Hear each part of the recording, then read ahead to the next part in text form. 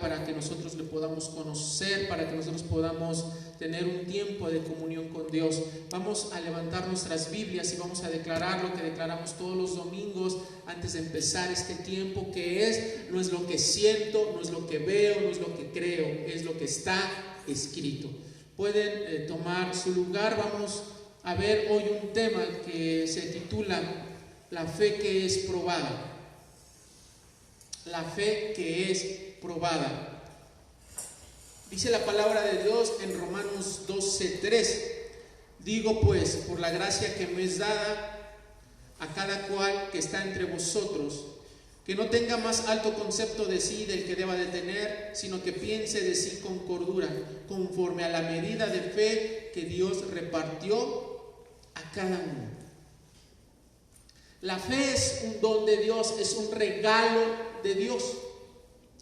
La fe es algo que Dios nos ha dado. Y aquí la palabra de Dios nos dice que Él nos ha repartido a cada uno de nosotros una medida de fe. Tú tienes fe de parte de Dios. Dios te ha bendecido con este don especial que es la fe. La palabra de Dios nos enseña ahí en el libro de Hebreos que Jesús es el autor y consumador de la fe, que nosotros debemos de tener puestos nuestros ojos en Jesús. Nuestra fe no es una fe vacía, nuestra fe no es una falsa esperanza, nuestra fe no tiene nada que ver con lo subjetivo. Nuestra fe tiene que ver con aquel que murió en la cruz del Calvario. Nuestra fe tiene que ver con un hombre que estuvo hace 2000 años en esta tierra y dio su vida por nosotros, y a través de Jesús es que nosotros podemos acercarnos nuevamente al Padre, y es a través de Jesús que nosotros podemos tener acceso a las promesas de Dios para nuestra vida. Es a través de Jesús que nosotros alcanzamos la plenitud de vida, la plenitud de gozo, la plenitud de la paz que todo el mundo quiere, pero es solamente a través de Jesús. Y hoy vamos a ver un tema que tiene que ver relacionado con la fe, algo que Dios nos ha dado. El tema es la fe que es probada. Dios está constantemente probando nuestra vida. Yo no sé, bueno, la pregunta es, ¿te gustan las pruebas? Cuando ibas a la escuela, ¿verdad? Los maestros nos hacían pruebas cada determinado tiempo para poder medir nuestro aprendizaje, para poder medir nuestro avance, para poder medir, ¿verdad?, si es que realmente nosotros estábamos aprovechando las clases, para ver si realmente nosotros estamos adquiriendo el conocimiento necesario. Las pruebas son necesarias. Y así como en lo físico somos sometidos a todo tipo de prueba para medir nuestro intelecto, para medir nuestra capacidad, para medir nuestra madurez. De la misma forma, espiritualmente nosotros somos probados por parte de Dios. Somos probados a través de nuestra fe. Y hoy vamos a ver algo muy interesante acerca de la fe. Hoy vamos a ver cómo es de que Dios respalda a ciertos hombres y mujeres por medio de su fe. Y vamos a ver cómo Dios actúa de formas diferentes. Muchas veces hay personas que han dicho, es que he orado con fe y Dios no me ha respondido. Y entra una confusión en nuestra mente y en nuestro corazón acerca de esto. Y decimos, si es que he orado con fe, si es que yo creo las promesas de Dios, ¿por qué no accedo a las promesas de Dios? ¿Por qué Dios no me responde?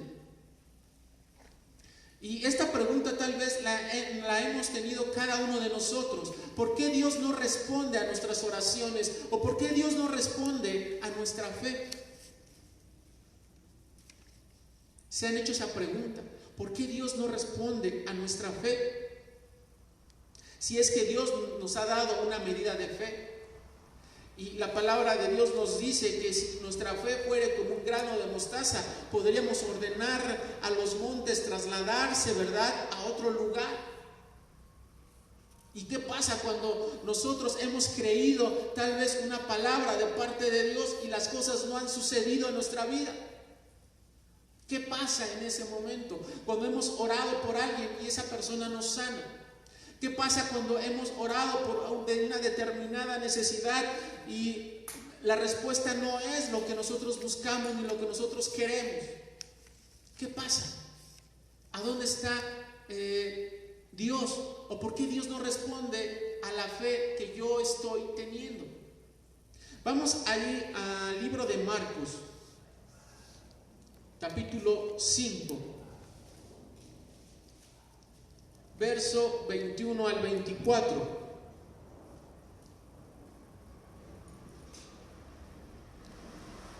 Dice la palabra de Dios: al cruzar Jesús al otro lado de la barca, nuevamente se congregó alrededor de él una gran multitud, mientras él estaba a la orilla del mar. Aquí vemos a Jesús que estaba llegando en una barca, y curiosamente Jesús, él utilizaba estos instrumentos para poder predicar, para poderse acercar a las multitudes, para poder tener encuentros personales con ciertas personas. Déjame decirte que tu vida tiene que ser como una barca, a donde Jesús tiene que usarte para que la predicación del reino de los cielos se extienda. Tu vida tiene que ser una barca, tu vida tiene que ser un instrumento de bendición para otros, a donde Jesús sea el centro de atención. Cuando tú predicas o cuando tú hablas a otros, tienen que ver a Jesús, no a ti. Tienen que ver la verdad, no tuya. Tienen que ver la verdad que transmite Jesús. Entonces Jesús estaba acostumbrado o utilizaba barcas para poder predicar su palabra, para poderse acercar a otras personas. Y tú eres ese instrumento. Tú tienes que ser como esa barca que Jesús utiliza para acercarse a otras personas, para poder tener conversaciones con personas que necesitan conocer de Jesús, con personas que necesitan saber que hay una esperanza, que hay salud, que hay bendición, que hay una vida eterna que les espera. Tú tienes que ser esa barca. Y dice esta historia que Jesús utilizaba esta barca, ¿verdad? Y alrededor de Jesús se congregaba una gran multitud. Jesús estaba acostumbrado a predicarle a multitudes.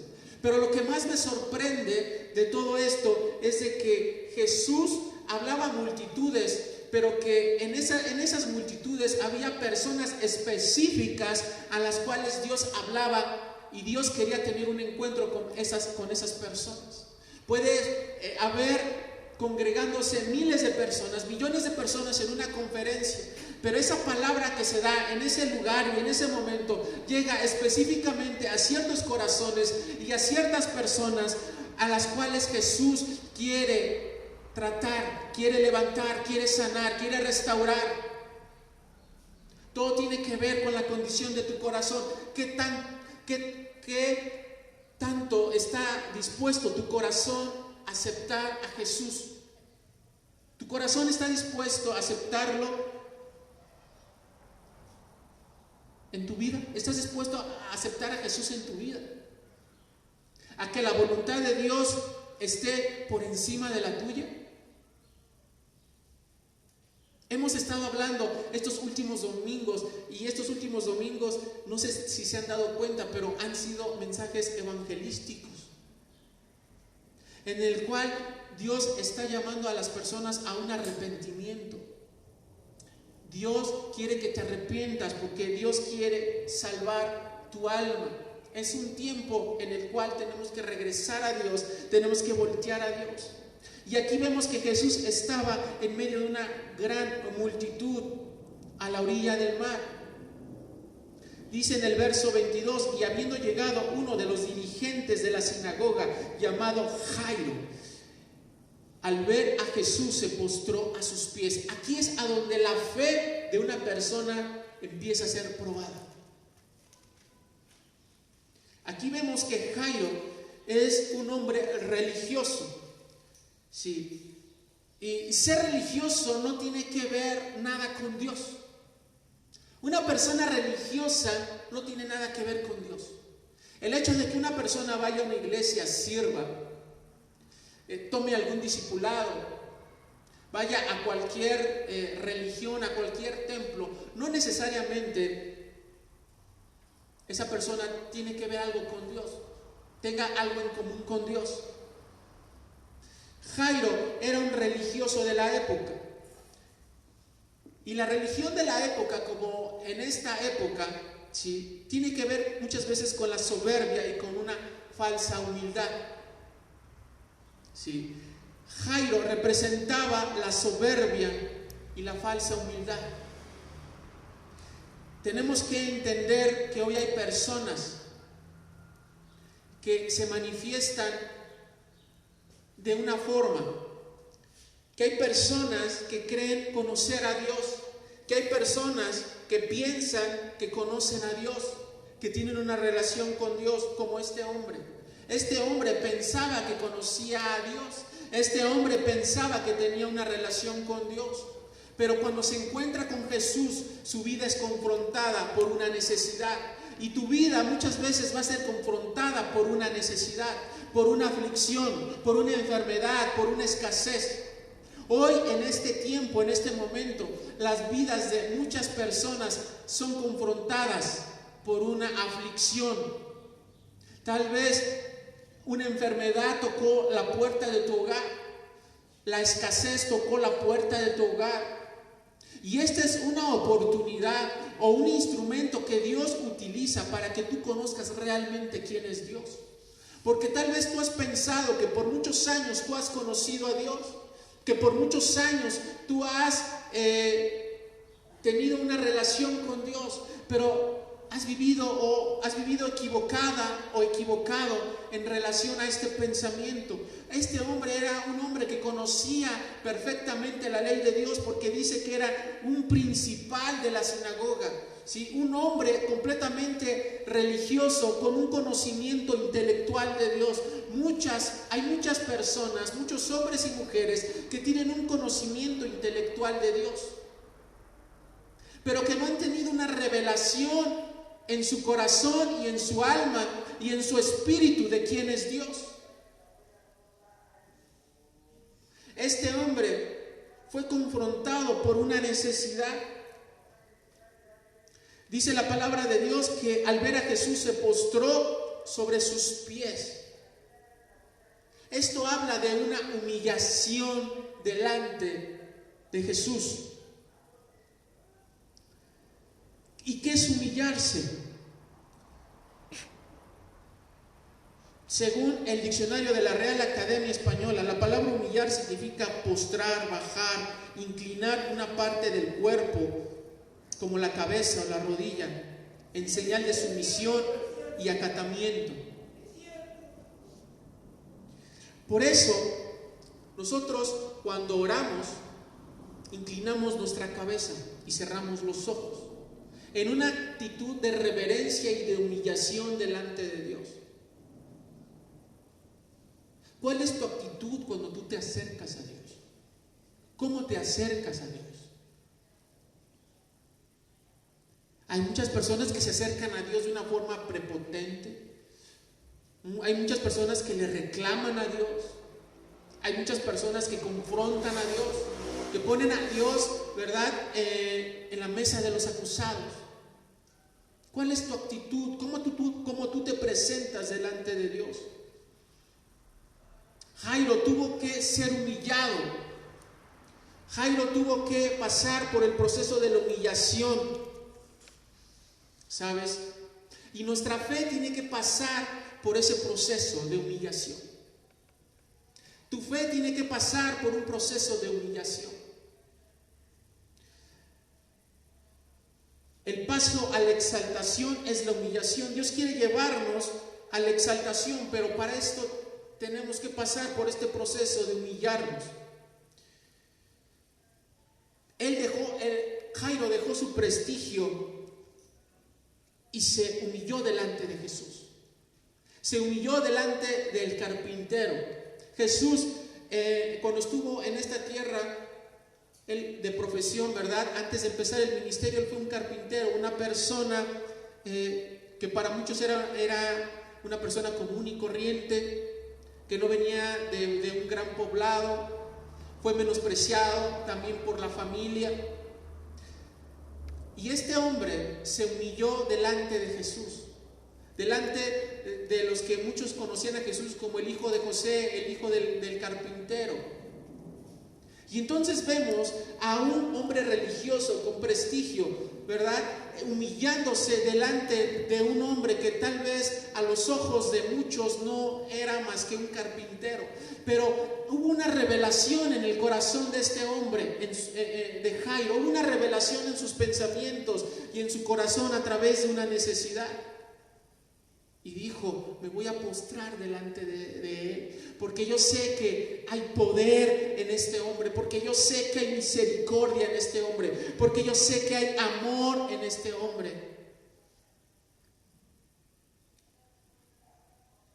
La persona humilde reconoce su dependencia de Dios. Cuando nosotros nos humillamos, llegamos a la humildad. Y la humildad nos lleva a reconocer nuestra dependencia de Dios. Hace rato veíamos que el ser siervos de Dios tiene que ver con someter nuestra voluntad a su voluntad. Es necesario que yo mengüe para que Él crezca.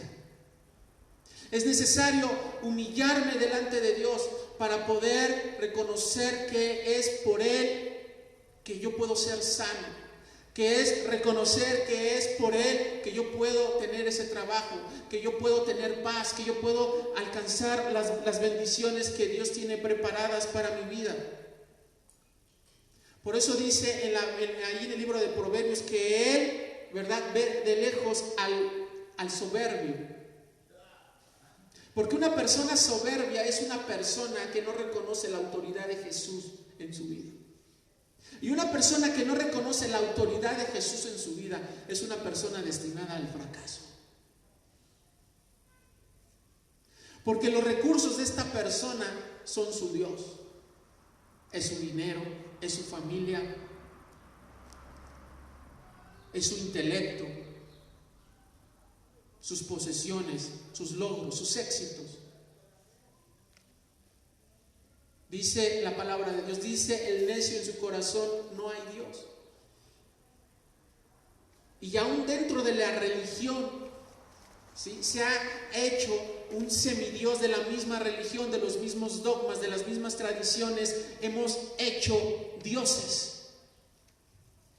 De hecho, muchas veces hay muchísima más idolatría dentro del cristianismo que fuera del cristianismo. Tenemos que tener mucho cuidado con esto, porque la idolatría es un pecado que Dios castiga. Y la idolatría va mucho más allá, ¿verdad?, de postrarnos delante de un ídolo hecho de yeso y de madera. Los ídolos más peligrosos son los que nosotros creamos en el corazón. Esos son los ídolos más peligrosos. ¿Cuál es tu ídolo? ¿Tu carro? ¿Tu profesión? ¿Tu trabajo? ¿Tu dinero? ¿Cuál es el ídolo que tú te has creado? Y cuando nosotros vivimos en idolatría, es difícil que nosotros nos humillemos delante de Dios. Es difícil que nosotros seamos humildes delante de Dios, porque creemos que tenemos un Dios más poderoso que aquel que creó los cielos y la tierra. Por eso es necesario que muchas veces la enfermedad toca tu puerta para humillarte. Porque Dios quiere transformarte, porque Dios quiere cambiarte. Por eso. Dice la Biblia ahí en Miqueas 6:8, y este es un texto que hemos estudiado aquí. Dice la palabra de Dios: oh hombre, Él te ha declarado lo que es bueno. ¿Y qué pide Jehová de ti? Solamente hacer justicia, amar misericordia y humillarte ante tu Dios.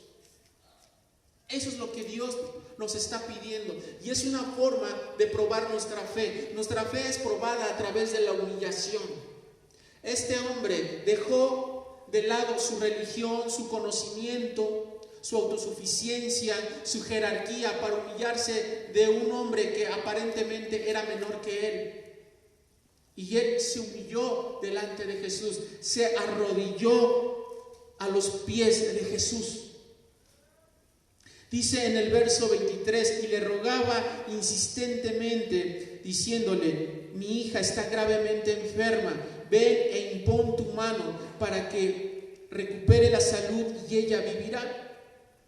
Y Jesús fue con él y le seguía una gran multitud, de tal manera que lo oprimían. Aquí vamos a entrar a algo interesante.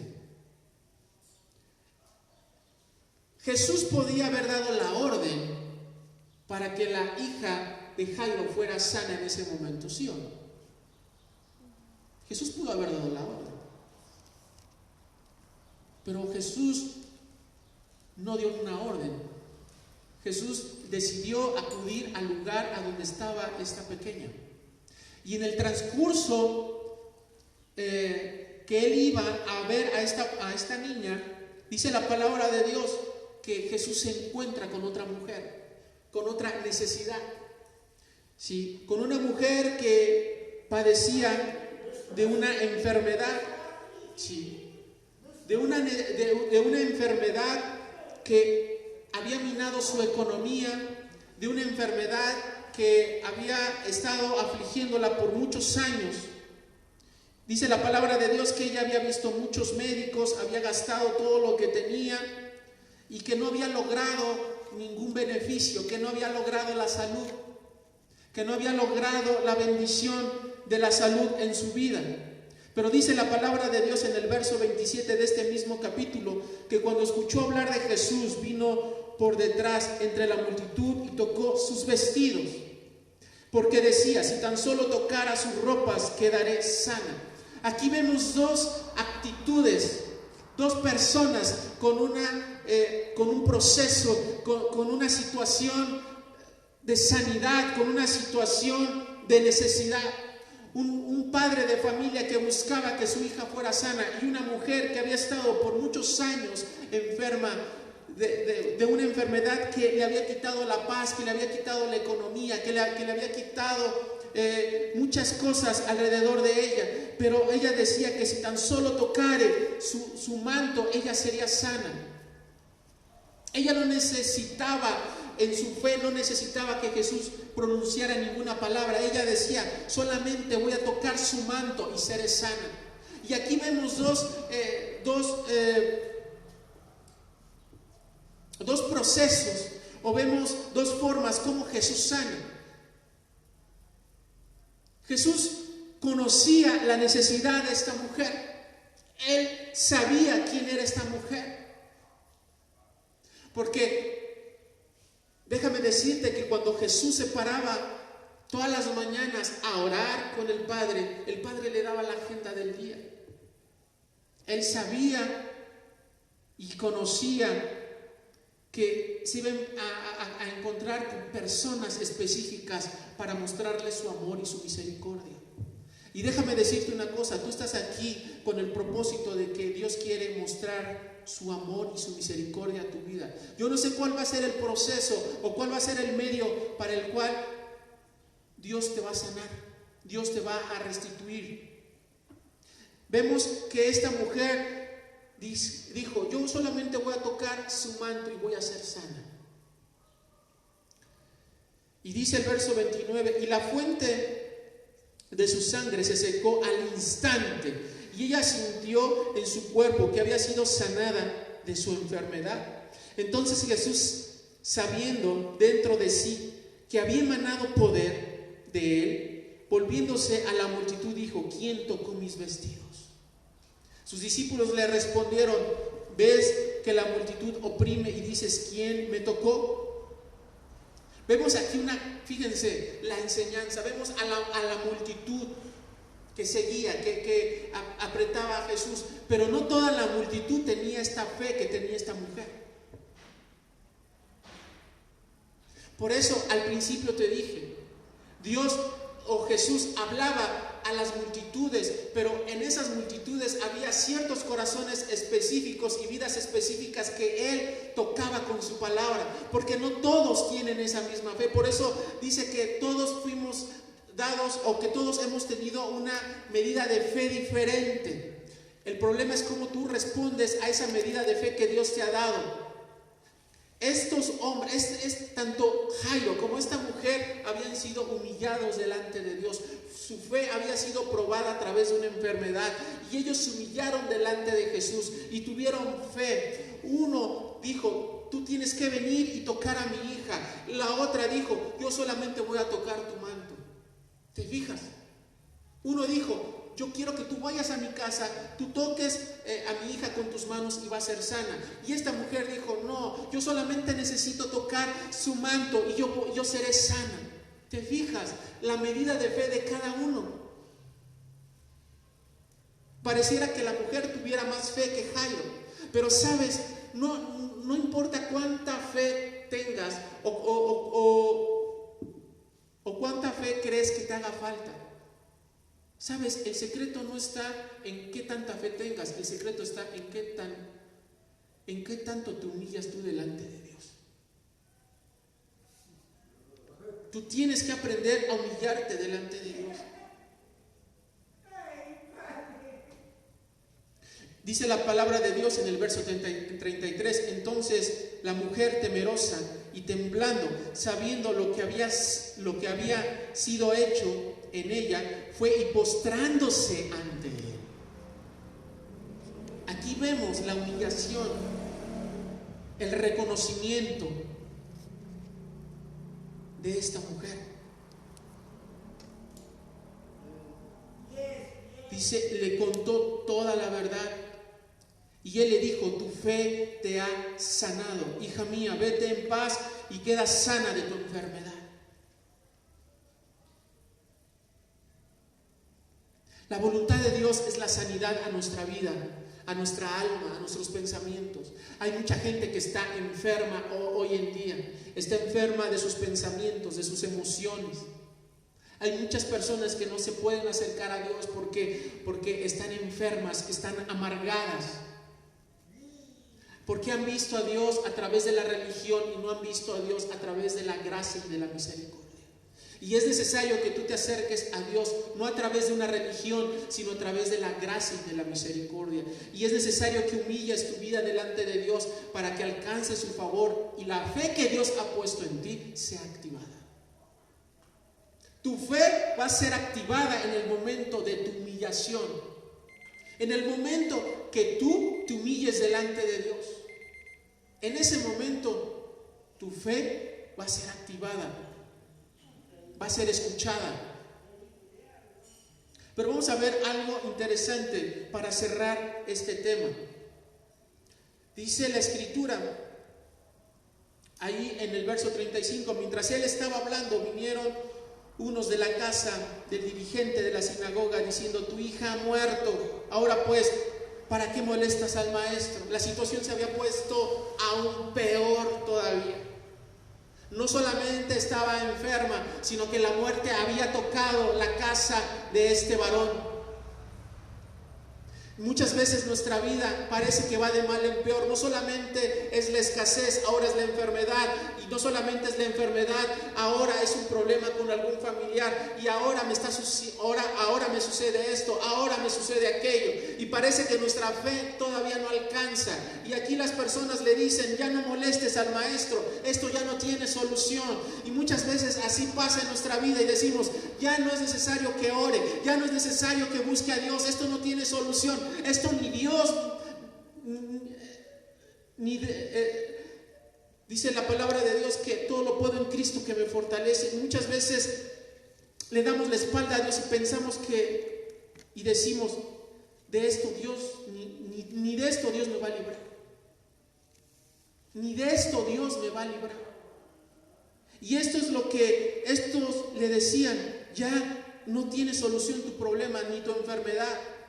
Prepárate para morir, prepárate para la escasez, prepárate para lo que viene. Y este pensamiento es el pensamiento que hay en este mundo, en este momento.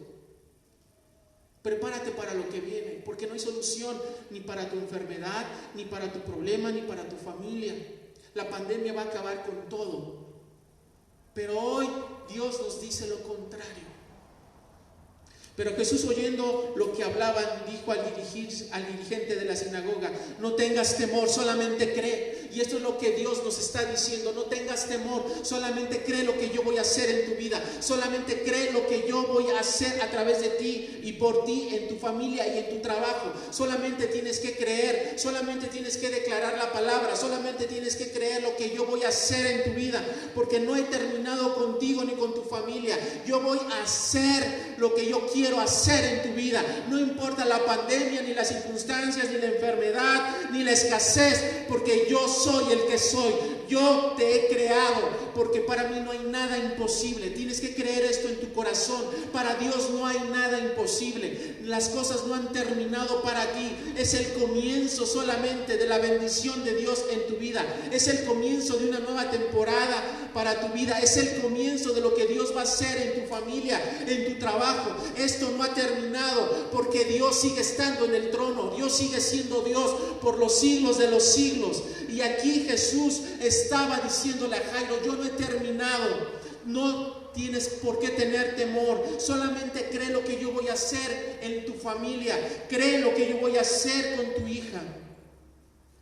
Y dice la palabra de Dios más adelante, en el verso 38: y llegando a la casa del dirigente de la sinagoga, vio que estaban apesumbrados, llorando y lamentándose. Cuando entró, les dijo: ¿por qué están tristes y llorando? La niña no ha muerto, sino duerme. ¿Te fijas cómo Dios tiene otra perspectiva de tu condición? Tal vez tú ves muerte, pero Jesús ve vida. Tal vez tú ves escasez, pero Dios ve provisión. Tal vez tú estás viendo calamidad, pero Dios está viendo paz y gozo. La perspectiva de Dios es muy diferente a la nuestra. Tal vez tú estás viendo el término de tus días, pero Dios te está diciendo el día de hoy: no es el término de tus días, es el comienzo de una nueva temporada en tu vida. Y no importa lo que has hecho, y no importa a dónde te has equivocado, yo sigo siendo Dios, un Dios que perdona, que restaura, que resucita, que levanta, que sana. Ese es Dios. Pero dice la palabra de Dios en el verso 40: pero ellos se burlaban de él. Pero Jesús, dejándolos a todos, tomó al padre y a la madre de la niña y a los que estaban con él, y entró donde estaba acostada la niña. ¿Sabes? Muchas veces tu fe es estorbada por la incredulidad que hay a tu alrededor. Aquí había personas que se habían burlado de lo que Jesús había dicho. Hay muchas personas que se burlan de lo que Dios dice, cuestionan lo que Dios dice, ¿sí? Y se burlan. Y sabes, estas personas son un estorbo a tu fe. Por eso Jesús les dijo: saquen a estas personas. En otra versión dice que Jesús les pidió que estas personas salieran de aquella habitación, porque es necesario que la incredulidad salga de tu habitación. Es necesario que la incredulidad salga de tu vida. Y hay personas que ministran incredulidad a tu vida. Hay personas que ministran calamidad, enfermedad, destrucción, enfermedad, escasez a tu vida. Te dicen: no, está muy difícil, esto no se va a poder, no vas a encontrar el trabajo que buscas, la pandemia acabó con muchas empresas, tu futuro está terminado, tu enfermedad va muy avanzada, no hay cura, la economía no te va a alcanzar. Y están esas voces de incredulidad, esas voces de pesimismo, esas voces de mediocridad espiritual que están a tu alrededor, y esas voces las tienes que callar, y esas voces las tienes que hacer que se vayan que ya no estén junto a ti. ¿Sabes? Por eso dice la palabra que andarán dos en el camino, pero si no están de acuerdo no van a poder continuar. Tú tienes que estar cerca de personas de fe, personas que crean en el mismo Dios, personas que crean en ese mismo Señor que creó los cielos y la tierra. Tú no puedes caminar con una persona incrédula a tu lado, no puedes. Y aún dentro del cristianismo, ¿verdad? Viene el hermanito, la hermanita y te dice, no, Dios es poderoso, pero no creo que pase. La voluntad de Dios tal vez es el que te mueras. Y decimos, híjole, si eres cristiano, ¿verdad? Si crees en Dios. Entonces, tenemos que callar esas voces, separarnos de esas personas y caminar con personas de fe y adquirir los pensamientos de Dios en nuestros pensamientos. Pensamientos de bien y de misericordia, pensamientos de prosperidad, pensamientos de salud, pensamientos de provisión. Son los que debe de haber en tu vida. No los pensamientos que el mundo nos está dando, pensamientos de temor, de escasez, de desilusión, de angustia, de dolor. Esos pensamientos no tienen nada que ver contigo. Jesús tenía otra perspectiva, por eso le dijo que solamente dormía. Entonces, en el verso 40, y con esto concluyo, entonces tomó a la niña de la mano y le dijo, niña, levántate. Niña, levántate.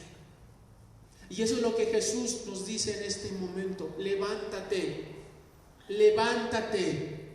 Es el tiempo de que te levantes de ese lecho de incredulidad, de amargura, de decepción en el cual has estado postrado por mucho tiempo, por muchos meses y por muchas semanas, tal vez por años. Hay gente que ha estado postrada, que ha estado ahí dolida, amargada por cuestiones del pasado, porque el esposo o la esposa los dejaron, porque hubo engaño, porque hubo desilusión, ¿sí? Y están postrados como esta niña en una situación de muerte, en una situación difícil, en una situación triste. Y hoy es el tiempo de levantarnos en el nombre de Jesús. Es el momento de que tú te tienes que levantar de tu estado de muerte a un estado de vida, de un estado de escasez a un estado de plenitud, a un estado en el cual Dios te va a prosperar y Dios te va a levantar en el nombre de Jesús. Te vas a levantar nuevamente porque esto no ha terminado. Es el tiempo en el cual la iglesia va a ser levantada nuevamente. Vamos a ser levantados en el nombre de Jesús, porque nuestro estado de muerte ha pasado a un estado de vida. Nuestro estado de enfermedad ha pasado a un estado de salud. Hoy es el tiempo de caminar en fe. Es el tiempo de caminar en un estado de confianza en Dios. Es el tiempo de caminar sabiendo que Él está de nuestro lado, que esto no ha terminado. Tu fe está siendo probada, pero tienes que humillarte delante de Dios. Yo no sé cómo Dios va a contestar a tu oración. Para muchos, ¿verdad? Tal vez Dios contesta más rápido que para otros. Aquí vemos a este hombre y a esta mujer. Para esta mujer solamente le bastó tocar el manto de Jesús, pero para este hombre tuvo que pasar un proceso más largo hasta ver y escuchar que su hija había muerto. Yo no sé cuál es el proceso en el cual Dios te va a llevar. Yo no sé cuál sea tu medida de fe, pero lo único que te digo es que te tienes que humillar delante de Dios para que la fe que Dios ha depositado en ti dé el fruto que tu vida tiene que dar. Tu vida tiene que dar un fruto de fe agradable delante de Dios a través de la humillación, a través de esa prueba que tú estás pasando por esta enfermedad, por esta escasez, y digas, Padre, yo no entiendo lo que está pasando, no entiendo por qué me he quedado sin trabajo, no entiendo por qué mi empresa no prospera, no entiendo por qué murió esta persona, no entiendo por qué está pasando esto en mi vida, pero yo lo único que sé es de que tú vives. Yo lo único que sé es que tú estás en ese trono de soberanía y de amor, y que yo voy a ser levantado nuevamente en el nombre de Jesús. Tú vas a ser levantado en el nombre de Jesús como esta niña, porque tu estado de enfermedad no es tu destino no es la muerte ni la calamidad, tu destino es el cielo, tu destino es la bendición, tu destino es la misericordia y la gracia de Dios. Es tiempo de que te levantes, es tiempo de que en esta época de tu vida pongas en tus pensamientos paz a través de la palabra. Ponte de pie y vamos a concluir este tiempo. Yo sé que la fe de muchos está siendo probada. Tu vida está siendo probada. Yo no sé cuál sea tu proceso, cuánto va a durar tu proceso, o hasta dónde Dios va a llevarte, o hasta el límite a donde Dios te va a llevar. Yo no sé. Pero lo único que sé es de que Dios sigue estando en el trono. Y Dios no piensa moverse de ese trono, porque es un trono eterno. Tenemos un Dios poderoso. Amén. Cierra tus ojos y entrégale tu proceso a Dios en esta hora. Dile: Señor, yo no entiendo por qué estoy pasando por este proceso, no entiendo por qué estoy pasando por esta enfermedad, por qué estoy pasando por este problema, por esta escasez, por qué las cosas no me salen.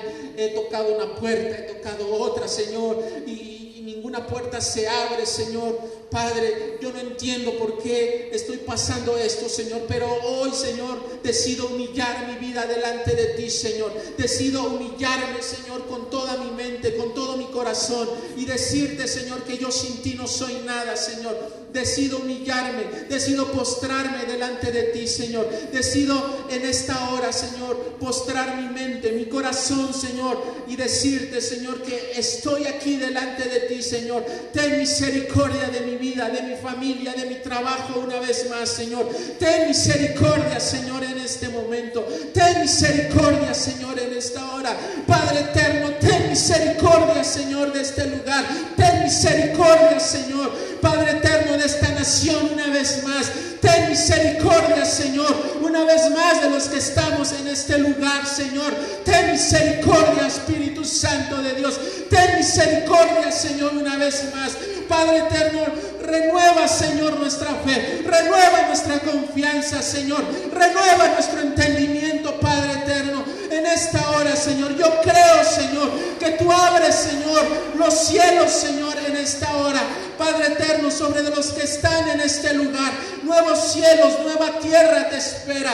Hay puertas de bendición que se van a abrir para tu vida en este momento, en esta hora. Padre, yo lo creo en esta hora. Yo creo que tu bendición, Señor, tocará de nuevo este lugar, Señor. Nos levantará, Señor, nuevamente, Padre eterno, del estado de muerte, del estado de enfermedad, del estado de escasez, a un estado de vida, a un estado de salud, a un estado de prosperidad, a un estado de bendición, Señor. En el nombre de Jesús, yo lo creo, Señor. Yo creo con mi corazón y confieso con mi boca, Padre eterno, tu palabra, Señor. Yo creo, Señor, que son tiempos de bendición, tiempos, Señor, de refrigerio. En el nombre de Jesús, no importa la pandemia, no importa cualquier enfermedad que se pueda levantar. Nosotros somos hijos del Dios viviente, somos hijos de un Dios vivo, somos hijos de una promesa. En el nombre de Jesús declaro sanidad, declaro en esta hora provisión sobre tu vida. Yo creo que la provisión vendrá sobre tu vida. Yo creo que la sanidad vendrá sobre tu vida. Solamente cree como esta mujer. Solamente le bastó tocar el borde de su manto. En esta hora toca el manto de Jesús nuevamente en fe y dile: Padre, yo he tocado tu manto nuevamente. Toco tu manto, Señor. Yo creo que mi enfermedad se va en esta hora en el nombre de Jesús. Creo, Señor, que todo esto que ha estado saqueando mi trabajo, en el nombre de Jesús, se va todo espíritu de pobreza, todo espíritu de escasez que ha querido atormentarme. Te vas en el nombre de Jesús. Te vas de este lugar todo espíritu de hechicería, de idolatría, en el nombre de Jesús. Te vas espíritu de muerte de este lugar en el nombre de Jesús. No tienes parte, no tienes suerte sobre de este lugar. No tienes parte ni suerte. Espíritu de alcoholismo, espíritu de drogadicción, espíritu de hechicería, en el nombre de Jesús no tienes parte, no tienes suerte en este lugar. Espíritu de adulterio, en el nombre de Jesús. Te vas de este lugar, espíritu de fornicación. Te vas de este lugar, no tienes parte, no tienes suerte. Declaro sanidad en esta hora, en este lugar, en el nombre de Jesús. Yo lo creo con mi corazón y lo confieso con mi boca. Te damos gracias, Señor, por este tiempo y por esta palabra. Yo lo creo, que Todos los que escucharon y están escuchando esta palabra, la bendición de Dios vendrá sobre sus vidas, la provisión tocará sus vidas en el nombre de Jesús. En el nombre de Jesús. Amén.